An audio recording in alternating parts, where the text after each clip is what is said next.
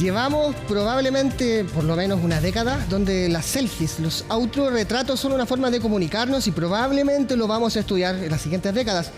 A eso, 80 años antes, alguien también era una persona muy importante y reconocida por hacer autorretratos. Ella los pintaba y las razones ya son más conocidas, tiene que ver con el dolor, con el autoconocimiento. Estamos hablando de Magdalena Carmen Frida Kahlo, una mexicana, artista de básicamente de más de 150 obras de reconocimiento mundial. Y estamos con Huguette de Girolamo del Mauro, bueno, historiadora y académica UNAP, porque se viene una nueva, básicamente, exposición sobre ella y su marido, quizás una de las fuentes de dolor más grandes de Frida Kahlo, Diego Rivera. Para hablar un poco, la idea es esto, hablemos de cómo estás, Huguette, primero. Hola, ¿cómo estás? Muchísimas gracias por invitarme de nuevo. Bien, partí así porque básicamente yo soy de la idea de que todo pasa por algo y todo está por algo. Y básicamente la gente critica las selfies, pero hay un mensaje detrás que básicamente socialmente la vamos a saber, quizás probablemente en un par de décadas, es estudio social eso, pero con Frida Kahlo sí sabemos, básicamente una de las personas más reconocidas por pintarse a sí misma y básicamente se sabía con el tiempo, con el análisis, que tiene que ver con sacar el dolor. Tuvo una vida bastante difícil, de dolores físicos y emocionalmente, y es toda una ícono y básicamente se le reconoce por pintarse a sí misma. Así es, Pablo, y la verdad es que tú hiciste un nexo muy importante entre la contemporaneidad y lo que fue Frida y lo que sigue significando Frida ahora en nuestro siglo XXI. Efectivamente, además de ella misma utilizarse como sujeto de su propia pintura, de hecho una vez se le preguntó por qué lo hacía y dijo porque es lo que yo mejor conozco, ¿ya? Hay una asociación muy interesante porque efectivamente si nosotros vamos a ver desde la historia del arte a los pintores latinoamericanos del siglo XX, ella es una de las más estudiadas y yo diría que es una de las que han sido más como ocultadas en su vida personal y privada, digamos, por este trabajo, digamos, que ella hacía y el interés que ha surgido a raíz de justamente esta imagen que continuamente ella propone de sí misma en distintas circunstancias, como que de alguna manera la convirtió un poco también en un ejemplo muy similar a esta sociedad nuestra que de alguna manera la vemos obsesionada un poco con la idea de la imagen personal, individual, ¿no es cierto? Que es una práctica bastante común, ¿no? El famoso selfie. Y Frida ya en el siglo pasado tenía esa característica de utilizar tal cual como tú lo dijiste, la pintura para, ella misma también dijo, exorcizar sus demonios, entre comillas. Y estos tenían razón de ser justamente con lo que también mencionaste, que eran los dolores físicos que ella empezó a sufrir después de un accidente muy grave que tuvo. También de niña tuvo algunos problemas de salud y que la van a acompañar por toda su vida. Y obviamente también con la relación sentimental que tuvo con Diego, ¿ya? No sé si me quieres preguntar... Sí, te estaba escuchando atentamente. Es que quería hacer un hincapié con respecto al hecho de que básicamente ella es un ícono. Ella también tenía dolores conocidos como que no podía tener hijos, pero a la vez ella inspira básicamente la cultura mexicana. Este milenio es reconocida en parte por la película autobiográfica. Y con el hecho del movimiento Me Too se conoció hace poco una historia que la contaba Alfred Molina, protagonista que hace de Diego Rivera en esa película. Se conoció el camino para esa película donde Salma Hayek usa como inspiración la imagen de Frida Kahlo.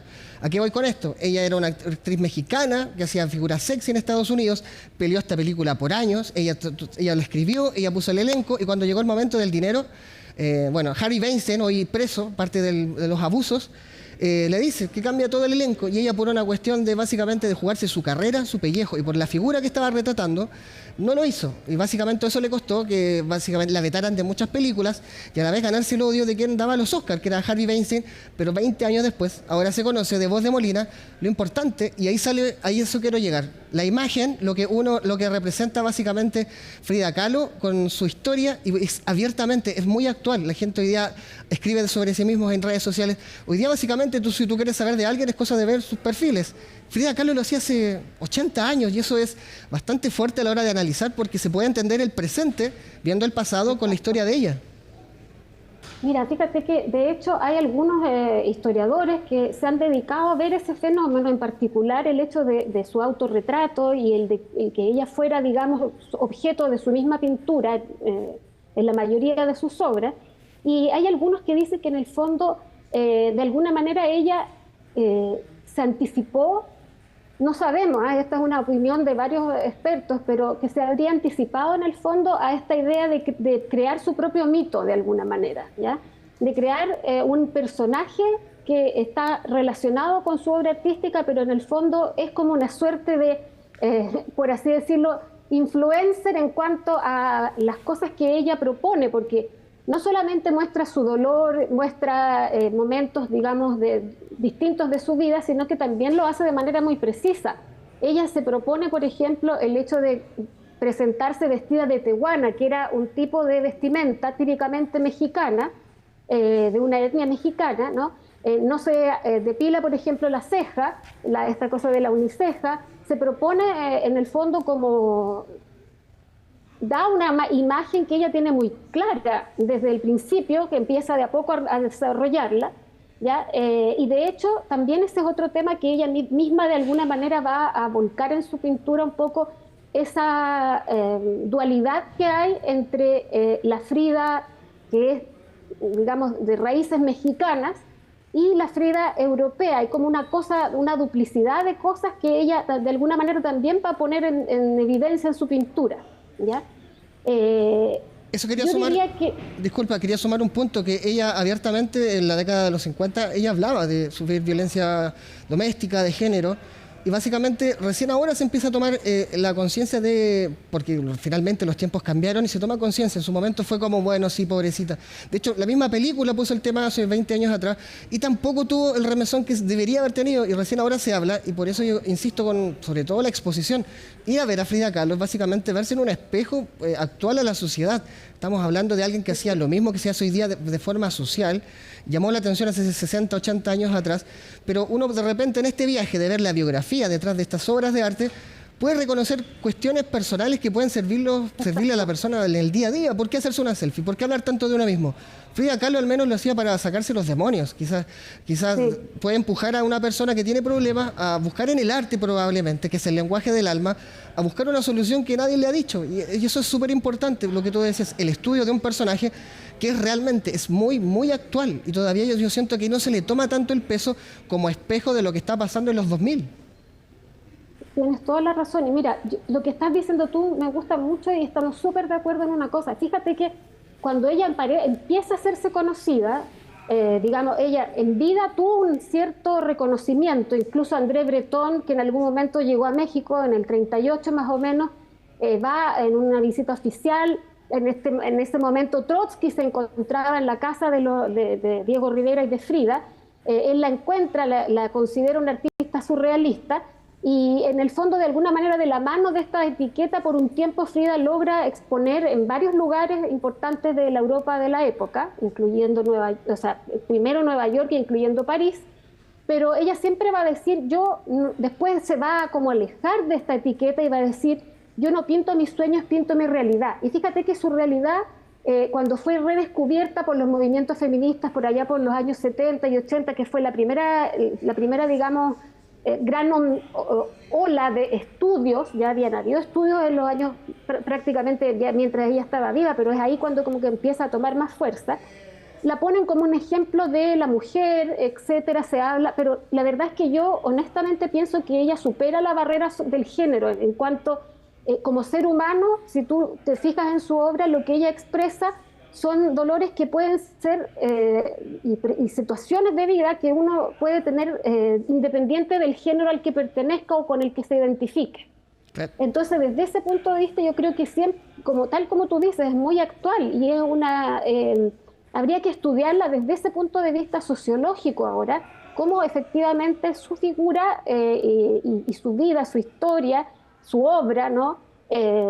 Tienen esa fuerza de todavía ser actuales y de llegar a muchas personas, ¿no? O sea, yo me pongo en el papel de estos íconos culturales, estas mujeres que han sido maltratadas, violentadas, que han pedido ayuda, que les dicen son ejemplos de género, y cómo les debe incomodar, porque ellas ponen en el tapete temas que son profundos, los abren y no pasa nada. De lo que le pasó a Frida Kahlo nos dicta mucho lo que pasó a Amy Winehouse hace un par de años, y la sociedad sigue en la misma. Oh, pobrecita, oh, es un ícono.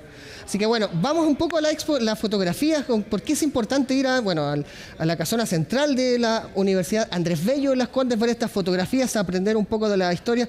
¿Qué es lo más importante, Huguet, y por qué hay que ir? Yo creo que justamente lo que hemos estado comentando ahora también se puede dilucidar muy bien al mirar imágenes que son parte de la existencia del artista, los encuentros que ella tiene con personajes importantes, el mismo encuentro que tiene con la existencia, digamos, cerca de este gran artista que es Diego Rivera, que en vida era mucho más conocido él. Y si tú le preguntas a las generaciones actuales, yo tengo alumnos muy jóvenes, la conocen mucho más a ella que a Diego Rivera, siendo que los dos tienen un peso importante desde el punto de vista de la historia del arte, ¿ya? Entonces, ir a conocer un poco su imagen, su vida, mirar un poco de las cosas que ocurrieron, tal vez pudiera darnos también una visión mucho más amplia de lo que es este personaje que, tal como tú dijiste también, denunció ciertas cosas que en aquella época eran como de alguna manera vistas como algo mínimo, ¿no? Yo me acordé a propósito de lo que dijiste de la violencia sobre la mujer, de una obra de Frida, y se llama Unos cuantos piquetitos, donde ella hace una obra que es tremendamente violenta en cuanto había leído en el diario sobre un asesinato de una mujer, un feminicidio llamaríamos ahora, ¿ya? En el cual la pareja la había asesinado apuñalándola miles de veces, y cuando le preguntan qué es lo que ha hecho, él dice, no, si solamente le dio unos cuantos piquetitos, y ella la llamó así la obra. O sea, denunció también de alguna manera a través de su pintura estos maltratos, ¿ya? Bueno, ese es el punto, por finalmente. eso también... Ese es el punto, ¿Cómo? finalmente. Ese finalmente es el mensaje y el punto. Escuchar al artista de una vez por todas y ver en nuestro entorno cuántas Fridas Kahlo hay en estos 70 años desde su muerte que han vivido lo mismo, y finalmente las cosas importan. Cuando alguien denuncia algo es porque no quiere que le pase a nadie más. Es esa experiencia. Y finalmente cuando se celebra este tipo de cosas, en vez de actuar en nuestra vida actual, porque la vida no es un evento, es un día a día, es ahí donde hay que hacer el cambio radical. Yo insisto, lo de Frida Kahlo nos dicta mucho de una Amy Winehouse, de la forma, desde la prensa hasta el entorno, cómo se trata, y eso tiene que ver con educación, y básicamente que eventos como este, ver esta exposición de hasta el 30 de octubre, casona central en Las Condes de la Universidad Andrés Bello, funciona, y si no puede ir porque le queda lejos, no está de más tomar internet y buscar, porque la obra y las historias, las reflexiones sobre Frida Kahlo y Diego Rivera son por montón. Huguet, te quiero agradecer esta entrevista. Muchas gracias a ti, Pablo, y ojalá que puedan ir, háganse un tiempo ahora que vienen unos periodos de fiestas y descansos, no sé, traten de ir a visitar la exposición, y si no, tal cual como dice Pablo, infórmense, conozcan. Lo último que quiero cerrar es que quiero mandar también ese mensaje que todas estas situaciones que el artista en el fondo pone como digamos, dentro de las imágenes que vemos en su obra, son cosas que atingen a la mujer también, pero en general hay mucho elemento que puede ser identificable con todo ser humano independiente del género, que tengamos.